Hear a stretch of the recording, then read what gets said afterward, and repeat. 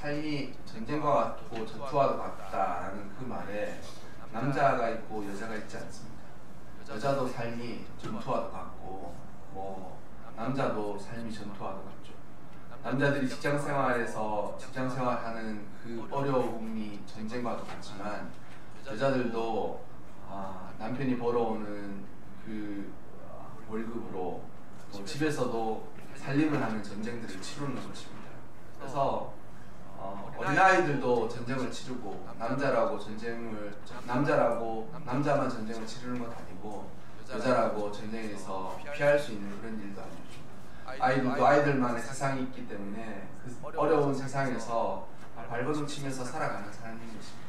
그런데 그런 세상에서 우리가 삶을 살아가면서 남자하고 여자하고 하나님께서 똑같이 이렇게 삶을 행하게 하시면 얼마나 좋겠느냐마는 그렇지 않다라는 것이죠.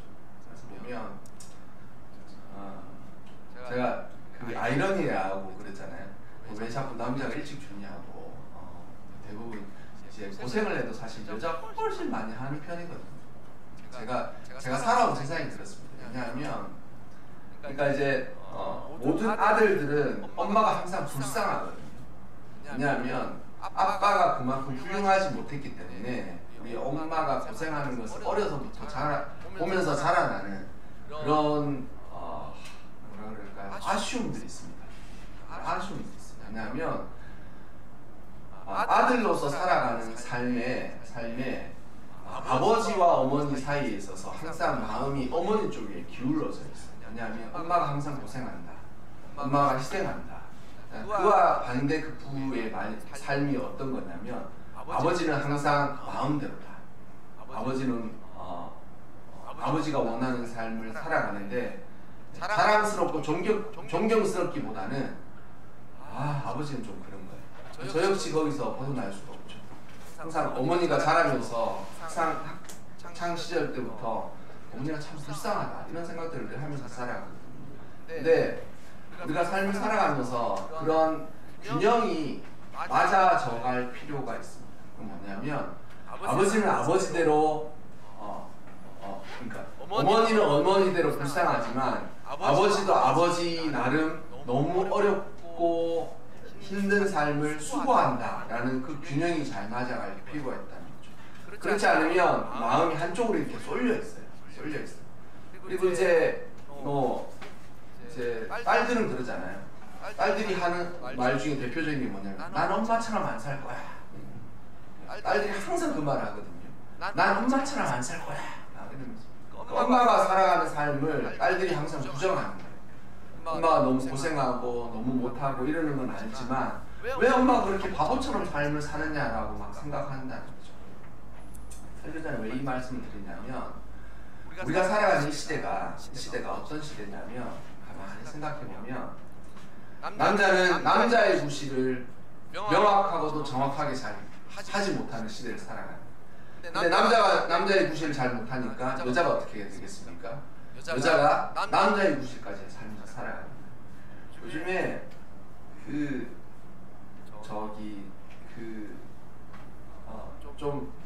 웃긴 통계 중에 하나가 그거예요. 남성의 흡연율. 남성의 흡연율이 늘어날 것 같습니까? 줄어들 것 같습니까? 줄죠. 그죠? 남성의 흡연율이 줄어요. 제가 아는 어떤 대기업에서는 인사고과를 할 때 그 사람이 담배와 술을 얼마큼 먹고 마시는지도 인사고과에 다 알고 있어요. 그래서 인사과에서 주로 승진할 때 사람들을 쫙 추려서 누구누구 승진하고 이러지 않습니까? 근데 웬만한 대기업에서는 그 사람이 담배 피는지 담배 안 피는지도 인사과에서 다 알고 있고 그 사람이 자녀가 국내 학교를 다니는지 공립학교를 다니는지 사립학교를 다니는지도 다 알고 있고 그 사람이 지금 빚이 얼마인지도 다 알고 있습니다. 대출을 얼마 해서 그 대출의 대부분이 집을 사는 데 썼다든지 아니면 무엇을 이렇게 어떤 다른 직계 가족한테 줬다든지 이런 것도 다 알고 있어요. 심지어는 세무서도 다 안다 그러잖아요.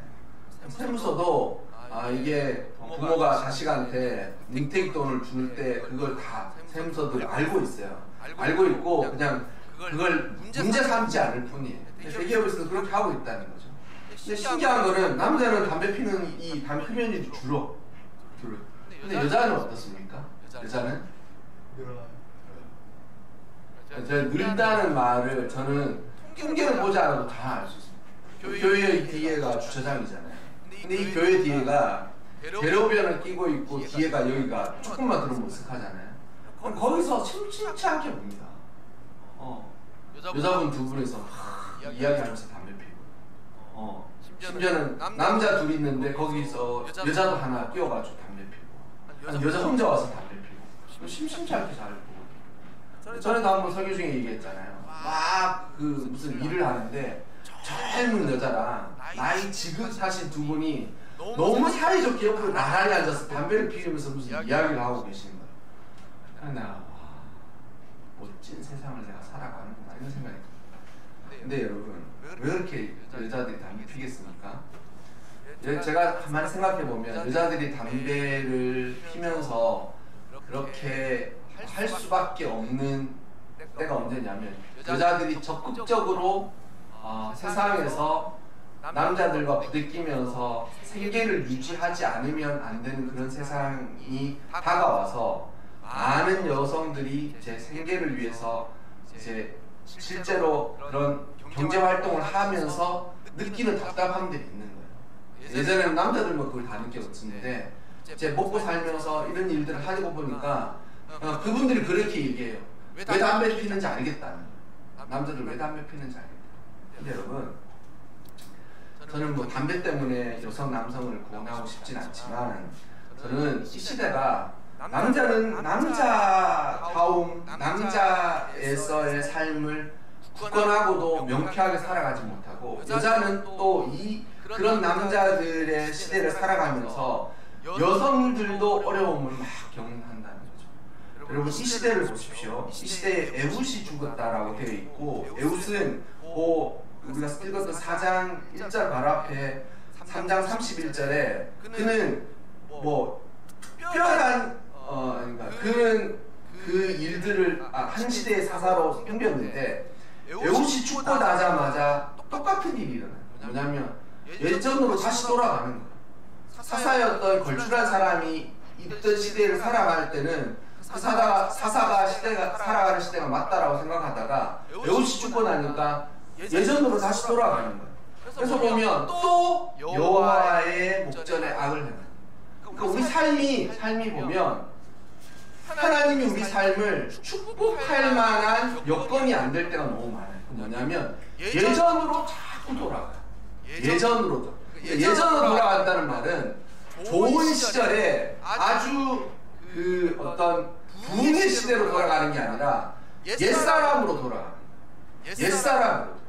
그 사람이 조금 나아질 것 같다가도 금세 어떤 일이 있으면 나태하거나 태만하거나 아니면 상태가 나쁠 때의 삶으로 확 돌아가는 거예요. 시대와 민족도 마찬가지예요.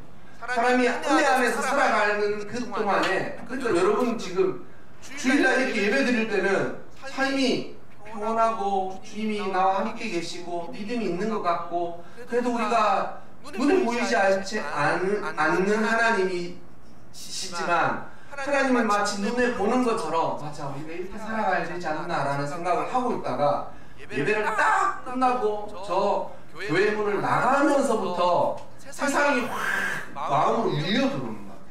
근데 행동도 마찬가지예요. 좋은 옷 입고 주일날 와가지고 하나님 계신 곳이지 예배 드려야 되지 라고 하면서 말도 행동도 다 이렇게 조심하고 하다가 딱 나가서 하나님 안 계시는 그 순간 세상하고 똑같은 세상 사람들과 똑같은 말과 행동, 습관, 삶의 태도를 취할 때가 너무 많다라는 거.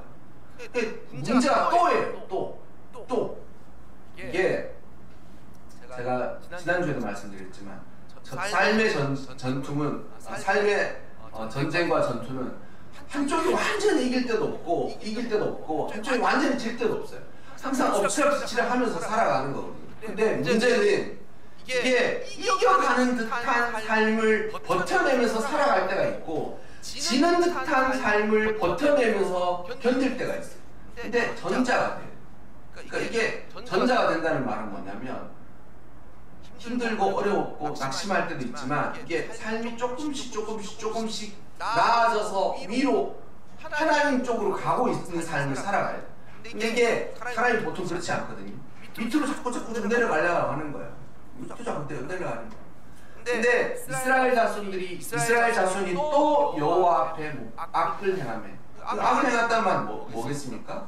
하나님 잘 믿다가 바알과 아스타로스를 섬기기 시작한 거예요. 하나님만 섬기다가 어느 순간 마음이 약해지고 그러면서 바알과 아스타로스를 겸하여 섬기기 시작한 거예요. 하나님께서 이 일에 대해서 어떻게 이야기하시냐면 이 일 때문에 이 악을 행한 이 일 때문에 하나님께서 이스라엘을 가나안 왕 야빈의 손에 그들을 파셨다. 여러분, 삶의 어려움이 시련일 때가 있습니다. 하나님이 주신 시련일 때가 있어요. 근데 그 시련에는 인과관계가 없어요. 뭐냐면 내가 왜 이런 일을 지금 겪고 당하고 있지? 라고 생각하면 거기에 답이 없어요. 그게 시련일 때 내가 왜 이런 어려움을 당하고 있지? 라고 이야기하는데 그 시련의 어려움에 명쾌한 답이 없어요. 인과관계가 없어요. 원인이 없어요. 그건 하나님이 주신 거예요. 내가 왜 이런 고난을 당하지? 라고 생각하는 그 고난에 이게 명확한 이것 때문에 그렇구나 라고 답을 내릴 수가 없어요. 거기 물음표가 찍히거든요. 그건 대부분 시련입니다. 시련이에요. 이 말을 하는 게 뭐냐면 그건 하나님이 주신 거예요. 그러니까 그 시련 그 자체가 하나님이 쓰신 거예요. 근데 여러분, 내가 왜 이런 고난을 당하고 있지라고 이야기할 때 가만히 생각해보면 거기에 인과관계가 있는 원인이 있다. 자기 잘못이에요. 그러니까 이게 명확하고 분명한데 하나님이 내 삶 가운데 내가 당하는 이 시련이 내가 당하는 이 어려움이 왜 일어나는지 잘 모르겠다라고 하면 그거는 그 시련 자체가 하나님의 응답이에요. 하나님이 그 시련 자체가 하나님의 뜻이에요. 네가 그 시련을 감당하리라고 믿고 너한테 이런 시련을 주는데 너가 이 시련을 이렇게 감당하기를 나는 원한다라고 하나님이 주신 그것 자체가 하나님의 음성이라는 거예요. 근데 내가 왜 이런 시련을 당하는지 명확하고도 분명하게 알 수 있다. 가만히 생각해보면 알 수 있거든요. 그건 자기 탓이에요. 자기 탓이. 그러니까 여호와께서 하나님께서 이스라엘 백성들이 어려움에 처하갈 때 신앙의 선배들이 행했던 일들 가운데 이 일을 내가 왜 당하는 거지? 라고 알지 못하는 것에 대해서는 그거를 이길 만한, 견딜 만한 힘과 능력을 함께 공급해 주십니다. 근데 내가 이거 왜 이런 일을 당하지라고 가만히 생각해 보면 이게 자기가 잘못한 일이잖아요. 그럼 자기가 명쾌하게 할 수 있어요. 공부를 왜 못합니까? 아이들한테 물어요. 공부를 왜 못하죠? 시험을 왜 못 봤죠? 대답해 보세요. 시험을 쳤는데 시험을 왜 못 봤어요? 시험을 왜 못 봤어요? 그러니까 이제 공부를 안 해서 명확하게 이게 내가 공부를 안 했다라고 딱 생각이 들잖아요. 그럼 누구 탓입니까? 내 탓이죠. 내 탓이에요. 근데 공부를 너무 열심히 했어. 근데 그날따라 시험을 치러 가는데 그 시험을 치러 간 일에 시험을 치러 갈 때 교통사고가 났어요. 시험장을 못 갔죠. 그래가지고 시험을 칠 수가 없었어요. 시험 못 치면 빵점이죠. 합격도 못하고. 그럼 그 삶은 하나님이 주신 거예요? 자기가 잘못한 거예요? 네? 교통사고는 내가 운전해서 가는 게 아니라 내가 낼 수 없는 그 상황에 그런 어려움을 당했어요. 그럼 내가 이게 내 잘못이에요? 아니면 하나님이 주신 거예요? 내 잘못이에요? 하나님이 주신 거예요? 교통사고 난 건 내 잘못이에요. 내 잘못이 아니죠. 하나님이 주신 거예요. 그럼 그거 어떻게 받아들여야겠어요? 아, 재수가 없네. 이게 아니라 하나님의 뜻이 거기 담겨 있어 오는 거예요. 하나님의 뜻이 거기 담겨 있어 오는 거예요. 네? 내가 할 수 없는 거예요. 여러분, 우리 삶 가운데 하나님이 꼭 하나님 앞에서 악을 행한 이스라엘 백성들처럼 우리 삶 가운데서 그와 같은 일들을 행하게 하십니다. 어떻게 하냐면 제가 전쟁의 역사를 다 읽어본 건 아니지만 근세와 현대에 더불어서 일어나는 전쟁을 쭉 보면 전쟁을 일으킨 사람이 이겼겠습니까? 전쟁을 일으킨 사람이 이겼겠습니까? 아니면 전쟁이 일어나서 그 때문에 어쩔 수 없이 전쟁을 한 사람이 이겼겠습니까? 전쟁을 먼저 일으킨 사람이 대부분 져요. 이게 근세와 현대에 전쟁을 먼저 일으킨 사람이 그 전쟁에서는 반드시 져요. 물론 똑같다고 하진 않지만 이 전쟁을 내가 일으킨 사람은 대부분 집니다. 여러분, 우리 삶에도 마찬가지예요. 우리가 하나님 앞에서 어떻게 삶을 살아가느냐 전쟁을 이와 같은 전쟁에 하나님의 뜻이 우리에게 주어졌을 때 그 뜻을 따라서 이것을 감내하면서 살아가는 동안 이겨. 근데 이게 내가 잘못했어? 내가 악을 행했어? 그럼 내가 그 삶 가운데 혼쭐이 나는 거야. 근데 여러분, 이런 시대를 살아갈 때 제가 보면 남자가 구실을 못하기 시작해요. 남자가 구실을 못해요. 이 말을 왜 드리냐면 믿음 안에서 하나님이 남자와 여자가 해야 할 것들을 다 정해두셨어요. 근데 이 시대에 사사가 누구예요? 사사가 여자예요. 그러니까 여자가 사사가 될 수 있죠. 근데 여러분, 성경이 쓰여진 이 모든 배경에 이 여성들은 지금의 여성과는 완전히 다른 시대를 살았습니다. 그들은 정말 남성 위주의 남성 중심적이고 가부장적인 시대에 하나님 여성을 선택했다. 그거는 지금의 그런 CEO의 대부분이 많아졌다 그래도 70%가 남자입니다. 회사를 이끌어가는 CEO 대부분이 여자인 경우가 드물죠. 근데 여러분, 전 세계의 1등 기업의 CEO가 여자인 것과도 같이 희귀한 일이라는.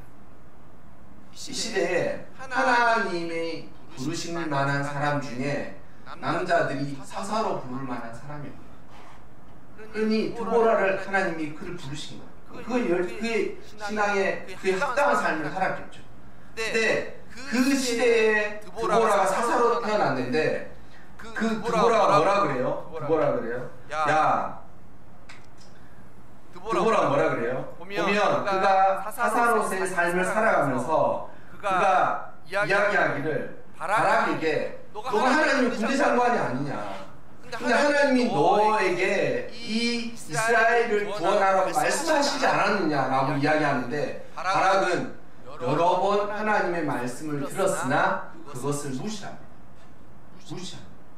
남자가 남자다운 삶을 어떻게 살아가느냐?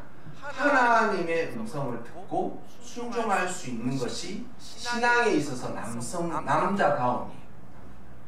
그러니까 제가 보면 집에 있어가지고 그렇더라고요. 큰 일, 엄청난 일, 아주 중요한 일은 남자가 결정을 해야 돼요. 근데 대부분 사사로운 일은 여자가 정하는 대로 따라가도 무방하더라고요. 이게 나중에 한번 곰곰이 생각해 보십시오. 인생을 살아가는데 큰 일이 있다. 그럼 우리 집에서 제가 정해요. 제가 이렇게 하자. 그러니까 교회를 개척할 때도 제가 사모님을 설득하고 사모님한테 교회 개척해야 되겠다고 그렇게 말했거든요. 이렇게 하자. 그리고 교회를 사임할 때도 이거 사임해야 되겠다. 중요한 문제니까. 근데 그 이외에 밥을 뭘 먹냐, 선물을 뭐 하냐, 이거 사모님이 이거 하라 이렇게 하면 이렇게 하면 돼. 근데 여러분, 시대를 살아갈 때 남자들에게 하나님께서 요구하신 게 있는데 뭐냐면 신앙의 담대함을 요구하세요. 신앙의 담대함을 요구하세요. 근데 시대가 이상한 시대를 살아가면 하나님의 아들들이 하나님의 음성을 듣지도 못하거나 들었음에도 불구하고 외면하면서 살아요.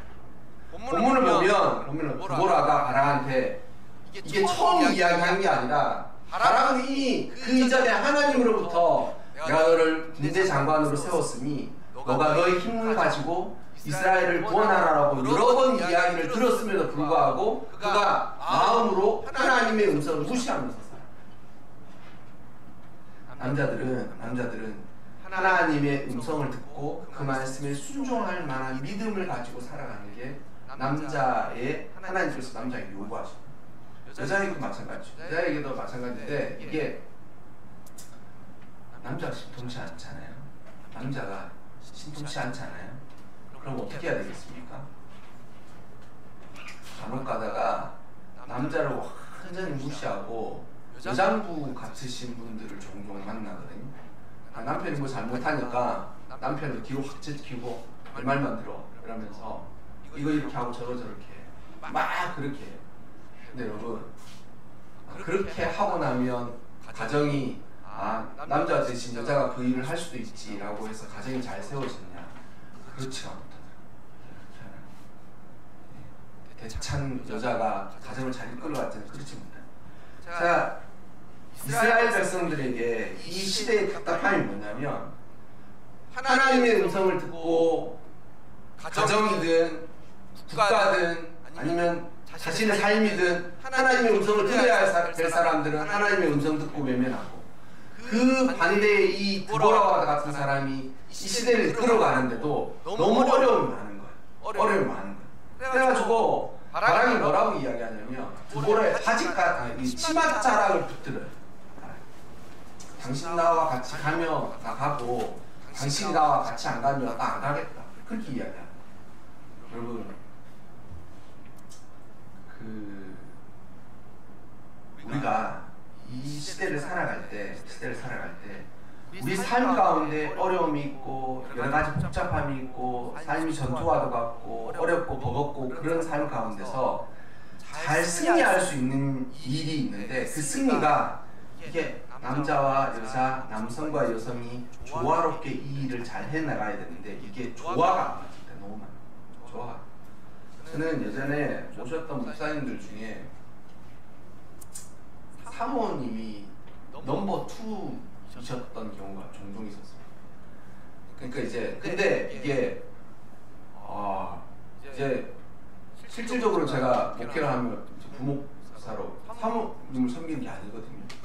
교회와 담임 목사님이 목회를 섬기는 건데 사모님이 이게 너무 센 거예요.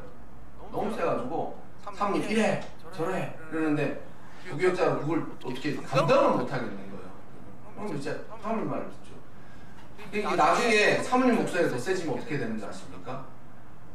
담임 목사님으로부터 담임 목사님의 말은 예라고 이야기하는데 실질적으로는 사모님이 원하는 대로 이렇게 쭉 흘러가요. 여러분 그렇게 하면 안 돼요. 여자라고 숨죽이면서 살아라는 말이 아니라 조화롭게 잘 살아갈 수 있는 그런 것들을 삶 가운데서 이루면서 살아가요. 안 그러면 엎치락뒤치락 뒤죽박죽이 되는 거예요. 우리가 삶이 전쟁과도 같잖아요. 삶이 전쟁과도 같은데 그 삶 가운데서 하나님이 남자에게 맡긴 것인 거, 여자에게 맡기신 거, 또한 하나님이 남자에게 원하시는 남성성과 여자에게 원하시는 여성성이 조화롭게 잘 갖추어져 갈 때라야 그게 가정에서든 아니면 삶의 전투에서든 잘 일어나는 거예요. 여러분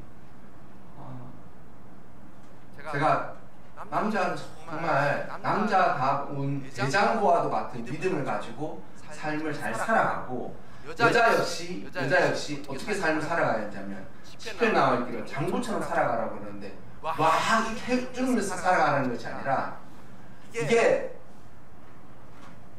이 하나님이 원하시는 삶 가운데서 그와 같은 삶을 꼭 살아가는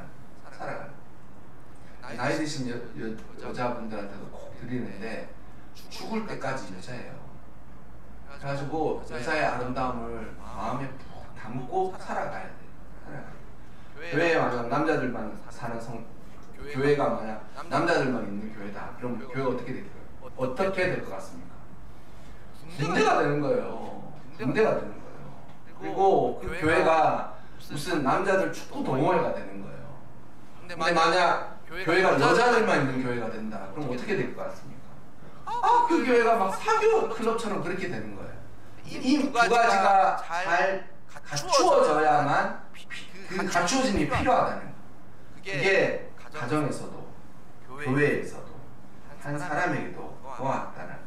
여러분, 바락은 군대 장관이었지만 그는 믿음도 없을 뿐만 아니라 하나님의 말씀도 외면하고 무시하면서 살아가요. 그리고 그와 같은 바락을 이 드보라가 세우기 위해서 각고의 노력을 합니다. 각고의 노력을 해요. 그래서 내가 너와 함께 가겠다. 그러니까 이게 바락이 두려워서 못 가는 거예요. 철병거가 900대나 있는데 전차가 900대나 있는 그 시스라가 어떻게 싸워서 이기겠습니까? 사람 10,000명을 데려간다고 하던 그 기송강에서 다 죽을 거예요.